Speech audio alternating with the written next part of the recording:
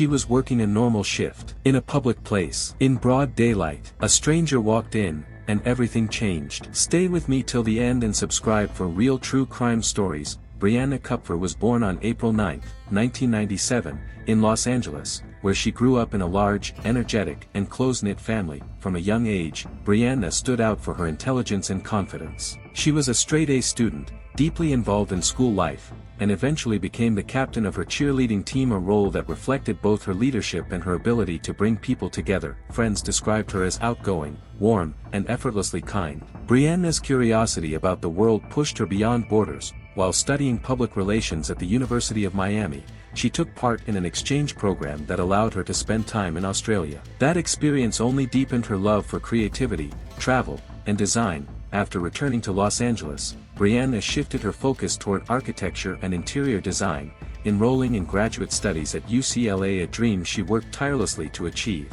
Creativity defined her life. Brianna had a natural talent for art and fashion design and was passionate about yoga, dance, and fitness. She had recently moved into an apartment near campus with a close friend, excited about the future she was building. Toward her studies, Brianna worked as a design consultant at a high-end furniture store, where her eye for detail and friendly nature made her a perfect fit. She was full of ambition, light, and promise, a young woman just getting started. On January 13, 2022, 24-year-old Brianna Kupfer agreed to cover a shift for a sick coworker.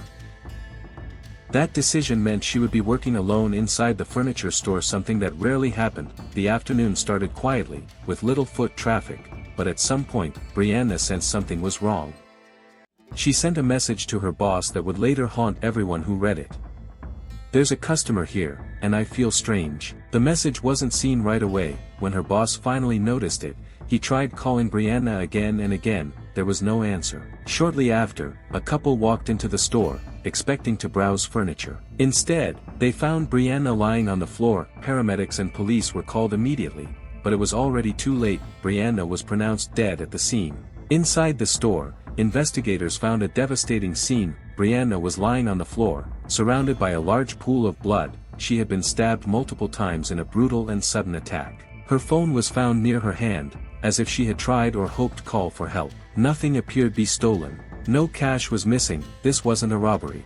Then investigators noticed something chilling: a small voice recorder, still running. A silent witness left behind, capturing the final moments of a life taken far too soon. The voice recorder captured the moments leading up to the attack, and what it revealed was chilling. The man entered the store acting like a normal customer. He told Brianna that he and his girlfriend were looking for a couch. His tone was calm at first, almost casual. Then the conversation shifted. He began asking personal questions, including for Brianna's social media. She politely refused. He followed with strange political questions, asking about her views. The atmosphere grew tense. His voice changed. At one point, he ordered her, "Put down your phone." Moments later, he said something even more disturbing. "Relax. I'm not going to hurt you." That promise was a lie. The sound of a knife being drawn can be heard. Brianna begged him to leave, telling him she had already called the police. What followed was violence. Her pleas, the sounds of an attack, and then, silence. Moments later, Brianna's phone rang. That IT was her boss, calling after seeing her message too late. The recorder continued running as a couple entered the store and discovered her body. Investigators later uncovered another audio file recorded months earlier in which the same man ranted angrily about his hatred toward women. Security cameras did not capture the attack itself, but they did capture the suspect. That he was seen entering the store and approaching the counter. That he wore a hood, dark sunglasses, and a mask, carefully concealing his face. Investigators described him as an African-American male of average height and build. Minutes later, the same man was seen calmly walking out of the store after the murder. As investigators examined the store more closely, disturbing details began to emerge. A bloody shoe print was found on one of the couches, suggesting that Brianna had tried to run or escape during the attack. Nearby, police recovered the murder weapon, a 7-inch knife, bent from the force of repeated stabbing. The autopsy results were devastating. Brianna had suffered 46 stab wounds, confirming the sheer brutality of the attack. Investigators found no evidence of sexual assault and no signs of robbery. Nothing of value was taken. This was not a crime of opportunity, it was targeted violence, driven by rage rather than theft. Police soon discovered that Brianna was not the suspect's first stop that day. Surveillance footage showed him entering 6 different stores before arriving at the furniture shop. In each location, he left as soon as he realized there were multiple employees or customers present. Brianna's store was the first place where he found a woman working completely alone. That detail changed everything. Investigators now believed the attack was deliberate, that he wasn't wandering randomly, he was searching. News of Brianna Kupfer's murder sent shockwaves through Los Angeles. Public anger quickly grew, fueled by concerns over rising violence and worker safety. Many questioned no-bail policies, early releases of violent offenders, and why Brianna had been left working alone. Police released images of the suspect and announced a $250,000 reward for information leading to his arrest. The city demanded justice and answers. Forensic testing finally brought the breakthrough investigators needed. DNA recovered from the knife and the voice recorder matched Sean Laval Smith, a 31-year-old man with a long and violent criminal history. Smith was homeless at the time, making him difficult to track down. Records revealed repeated arrests, prior violent incidents, and multiple early releases from custody. Even more alarming, Smith had violated parole just days before Brianna's murder yet remained free as his identity became public. Outrage intensified, with many questioning how the system allowed a known violent offender to walk the streets unchecked. On January 19, 2022, a citizen recognized the suspect from the widely circulated images and contacted the police. Officers quickly located him carrying the same backpack seen in the surveillance footage. The suspect tried to evade identification by giving a false name, but the fingerprint scanner confirmed who he really was, Sean Laval Smith. He was immediately arrested and jailed, ending his time on the run, and finally giving Brianna's family a chance to seek justice.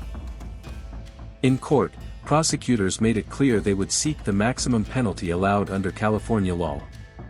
Since the state does not allow the death penalty for this case, they aimed for life imprisonment without parole. During the trial, Smith attempted to represent himself, but was removed after showing aggressive and disruptive behavior in court. He then pleaded not guilty by reason of insanity, claiming he was mentally unfit. However, a psychiatric examination determined that Smith understood his actions and the consequences, weakening his defense. The trial officially began in August 2024.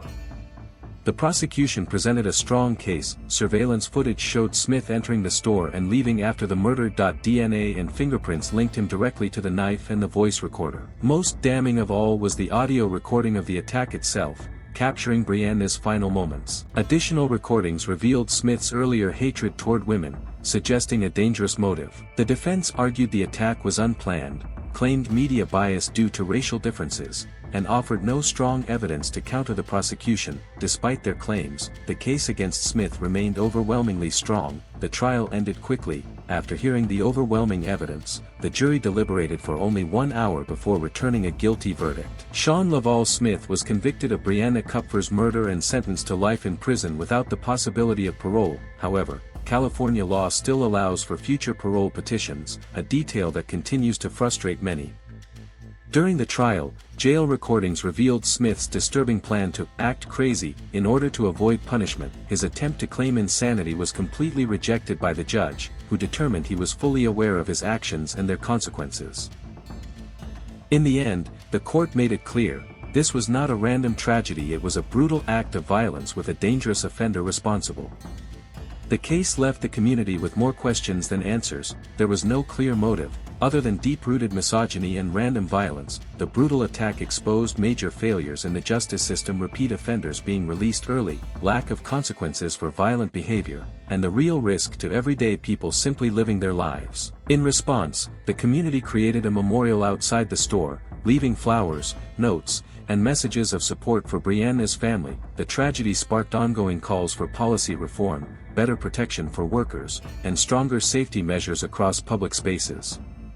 Brianna's story is a tragic reminder that danger can appear anywhere, even in places we assume are safe. Stay aware of your surroundings, trust your instincts, and look out for each other. If you found this video meaningful, please like, subscribe, and comment below. Your support helps keep Brianna's memory alive and brings attention to the need for justice and safety.